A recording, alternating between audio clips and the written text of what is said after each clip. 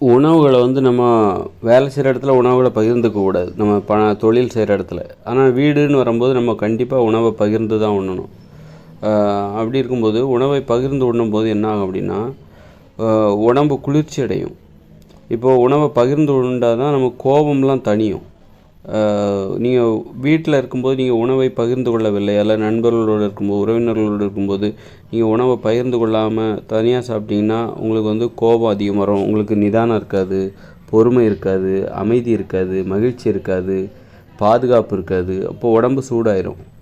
ஆக உடம்பை நம்ம குளிர்ச்சியாக வச்சுக்கணும், ஒரு இயல்பான வெப்பநிலையில் வச்சுக்கணும் அப்படின்னா, எல்லார் மாதிரியும் வச்சுக்கணும் அப்படின்னா நீங்கள் பகிர்ந்து உண்ணணும். பகிர்ந்து உண்ணும்போது நீங்கள் உங்கள் நண்பர்கிட்ட பகிர்ந்து உண்ணும்போது உங்கள் நண்பர் உங்களோட மனநிலையும் உங்கள் மனநிலையும் இயல்பு நிலைக்கு வரும், ஒரே மாதிரியான இடத்துக்கு வரும். நீங்கள் வந்து உங்கள் நண்பர் இப்போ உங்கள் நண்பர் நீங்களும் உங்கள் நண்பரும் இருக்கீங்க, நீங்கள் பகிர்ந்து உண்ணலை, நீங்கள் ஏதோ ஒரு உணவை நீங்கள் மட்டுமே சாப்பிட்றீங்க, உங்கள் நண்பருக்கு கொடுக்காமல் நீங்கள் சாப்பிட்றீங்க. அப்போ உங்கள் நண்பரோட மனநிலையும் உங்கள் மனநிலையும் வேறாக இருக்கும், ஒரே சமநிலையில் இருக்காது. அப்போது நீங்கள் 2 பேரும் பகிர்ந்து உண்ணும்போது தான் உங்கள் மனநிலையும் உங்கள் நண்பருடைய மனநிலையும் ஒரே சமநிலைக்கு வரும்.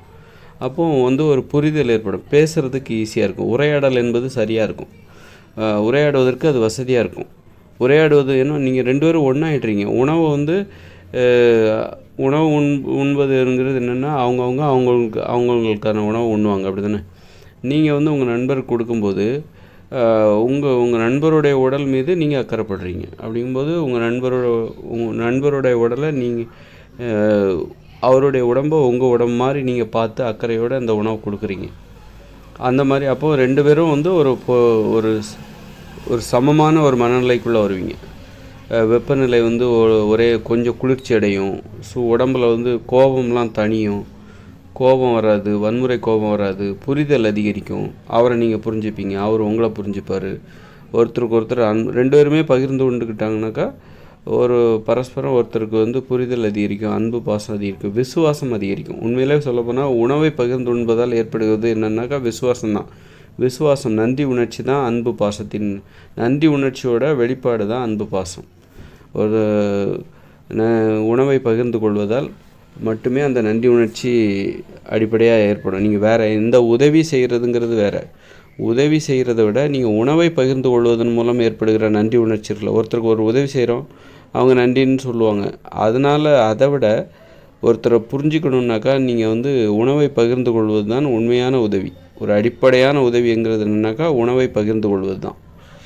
அதனால் வந்து உணவை பகிர்ந்து கொள்வதன் மூலம் என்ன ஆகுதுனாக்கா, நீங்கள் உணவை பகிர்ந்துக்கவே இல்லை, தனியாகவே இருக்குன்னா உங்கள் உடல் வெப்பநிலை வந்து ஒருவேளை அதிக சூடாகிடலாம், ஒழுங்காக வேலை செய்யாது, ஒரு உற்சாகமாக வேலை செய்யாது. அதனால் வந்து நீங்கள் உணவை பகிர்ந்துக்கும்போது உங்கள் உடல் வெப்பநிலையே குளிர்ச்சி அடையும்.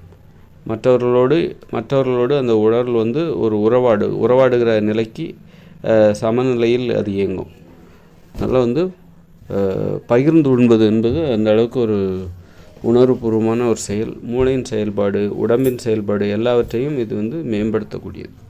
பகிர்ந்து உண்ணலைன்னாக்கா உறவு முறையே இல்லை. ஒரு தாய் கூட ஒரு குழந்தைக்கு உணவு கொடுக்குறதுனால தான் அவள் வந்து தாய். அப்படி இல்லாமல் உணவே கொடுக்கலன்னா அந்த தாய் பாசம் கூட இல்லாமல் போயிடும். அதனால் வந்து பாசம், அன்பு, பாசம், நன்றி உணர்ச்சி, விசுவாசம் இது எல்லாமே எங்கேருந்து உருவாகுது அப்படின்னா உணவை பகிர்ந்து கொள்வதால் மட்டும்தான் உருவாகிறது. உணவை பகிர்ந்து கொள்ளாமல் உறவுமுறையே ஏற்படாது, அன்பு பாசம் என்பதே ஏற்படாது. உணவை பகிர்ந்து கொண்டால்தான் உறவு முறையை மனித உறவு முறையை வந்து மனுஷங்க ஏற்றுப்பாங்க.